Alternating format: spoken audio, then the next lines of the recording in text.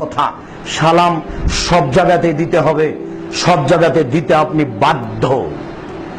ও আজান দিচ্ছে সালাম দেন, সালাত আদায় করছে সালাম দেন, কোরআন তেলাওয়াত করছে সালাম দেন, খেতে বসেছে সালাম দেন, মদ খাচ্ছে সালাম দেন, পেশাব করছে সালাম দেন, পায়খানা করছে সালাম দেন। পৃথিবীতে সালাম দেওয়া যাবে না এরকম কোন জায়গা পৃথিবীতে নেই। সে যে অবস্থায় থাকুক না কেন আপনি সালাম দিতে বাধ্য, আপনাকে সালাম দিতেই হবে।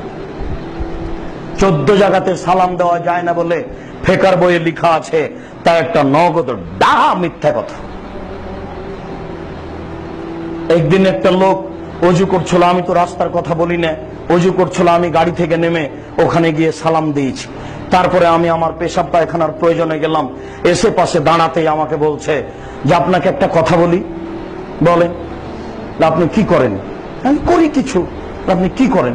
কিছু করি। কি করেন? মাদ্রাসায় টুকটাক পড়াই। তো অজু অবস্থায় সালাম দেওয়া যায় না, প্রমাণ বেকায়দাই পড়ে গেছে। অজু অবস্থায় সালাম দেওয়া যায় না, আমি অজু করছিলাম আপনি সালাম দিলেন, অজু অবস্থায় সালাম দেওয়া যায় না, প্রমাণ। তার কিছু বলে না। তখন ওই এক কথায় খালি বলছে যে সালাম দেওয়া যায় না। বুজুর্গানের দিন এরকম কিছু বলছে। আমি বললাম দেখুন, আমি আব্দুর রাজ্জাক বলছি, আত-তাহরিক পত্রিকার ফতোয়া লিখা আসছি 97 সাল থেকে। মাদ্রাসার মধ্যে হাদিস পড়াই, বুখারী তাফসীর পড়াই, এটা আমার দার্সের জীবন। আমার এই তদন্তের ভিত্তিতে বলছি, কিয়ামত পর্যন্ত এমন কোন প্রমাণ হবে না যার ভিত্তিতে আপনি বলতে পারেন যে ওজুর অবস্থায় সালাম দেওয়া যাবে না। আপনি বিশ্বাস করুন, 14টা জায়গায় উল্লেখ করা আছে, একবারে ডাহা নগদ মিথ্যে। যে কোনো সময় আপনি সালাম দিবেন, এটাই শরীয়ত। আশ্চর্য! আপনি বললেন আপনি খাচ্ছেন এই জন্য সালাম দিলাম না, আপনি কিছু মনে করিয়েন না। এতগুলি বাক্য চলে খাওয়ার সময়তে, আর আসসালামু আলাইকুম চলে না। এ তো আশ্চর্য অবুঝ বোকা বাঙালি গো, হিসাবই করে না যে শরীয়ত এইভাবে ঠিক নয়। শুনুন, উত্তরের একটু পরিবেশ ভিন্ন আছে।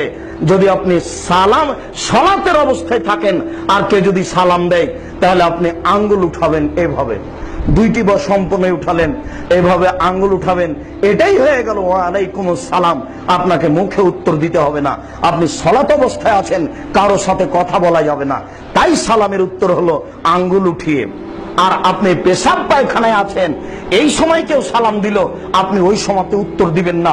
পেশাব পায়খানায় জিকির আজকার করা যায় না, আপনি উঠে বলবেন ওয়ালাইকুম আসসালাম।